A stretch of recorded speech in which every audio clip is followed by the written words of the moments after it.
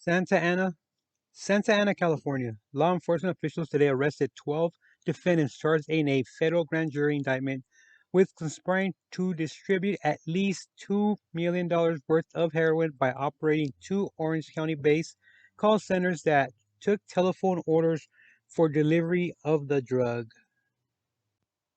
There was actually 12 defendants named on the actual on the indictment. Seven are on the run. 12 did get detained, and they are going to be seeing court here shortly. Um, apparently, these individuals conducted a like a call center for actual intakes for orders, and uh, another set of actual what so-called employees would actually organize the drop off and the collection of the money. Uh, everybody would get paid their individual fees, like the couriers, they would get paid that same day. They actually assigned certain employees of this to actually uh, launder the actual cash in their bank accounts. And there's different ways to go about it. You can go through um, a lot of, not a lot, but you can find a few shady uh, types of companies that find employment for you, like temp agencies.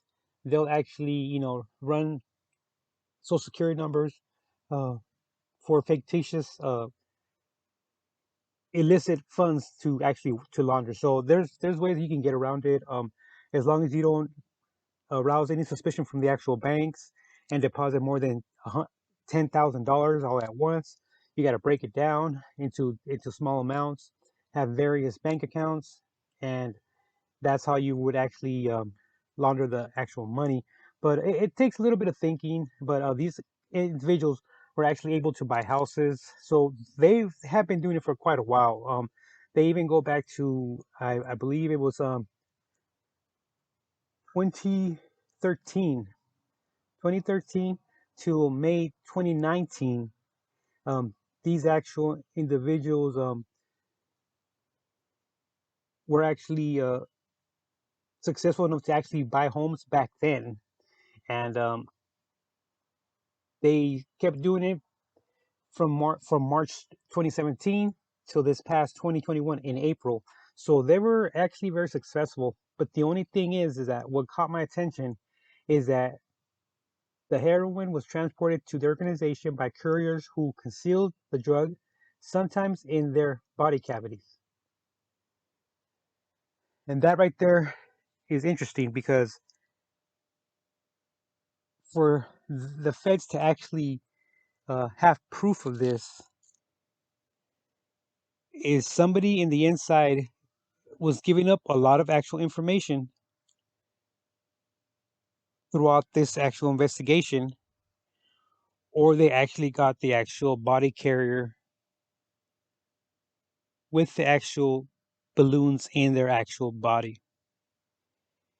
And not everybody can pull that off.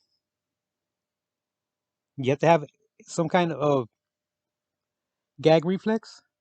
Uh, your stomach becomes very irritated, and you can actually get sick without even the with the balloons busting. Forget about that. Just nauseated because you have something foreign in your stomach, and they don't have to pop open, they don't have to break. It's just the fact that you have something that's not supposed to be in your body, and your body is actually not adapting to it. You could take a bad reaction to the actual, if they use a condom, if to that actual material that a condom's made out of, or a regular balloon. Your stomach's, it's unique. So you're not always going to be able to uh, yeah, withstand the actual the chemical changes in your actual stomach, and your stomach and your intestines. That's a lot that can cause a lot of problems for you, and not everybody can do it.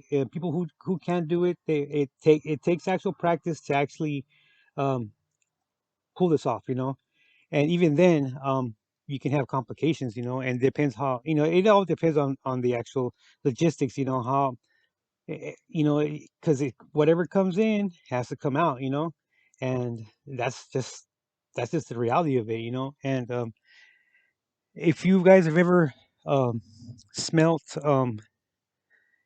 a body uh, bleeding out internally, that's the smell that actually acquires when one of these balloons pops in a body. It's graphic. It's gross. That smell is a unique smell. It'll make your mouth actual. You can taste the actual blood in your mouth if you're close enough to it. It's gross. It's really really gross. And it's a bad death if one of them actually pops inside of you, and you don't ever want to have to witness that, let alone have it be one of your actual friends or somebody close to you, But so apparently these individuals they were very successful at what they were doing. They were doing it for quite a long time. And I imagine that they were very very careful with their actual customers. But when you have steady customers, when you have actual loyal customers, you can pull off quite a bit of a sales of this actual product. And apparently they did. And they actually they structured the deposits so well that the IRS and neither did the Department of Treasury, nobody ever caught on. So uh, I imagine that they had either multiple or they had high actual salaries to cover these illicit funds, and and why not? I mean, why not? And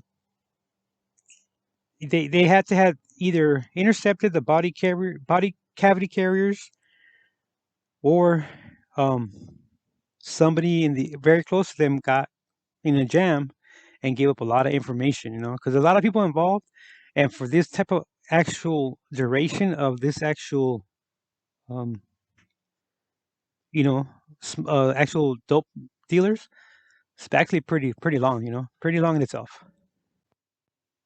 And apparently, one of the actual suspects, he got caught with possession of the actual substance and is charged with the intent to distribute. And he might have been the one talking. Another one actually uh,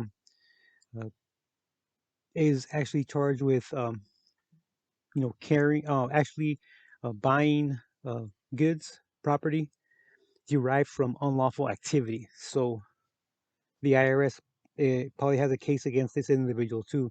So I'll see how it plays out. Okay, guys, don't forget to like, subscribe. Thanks.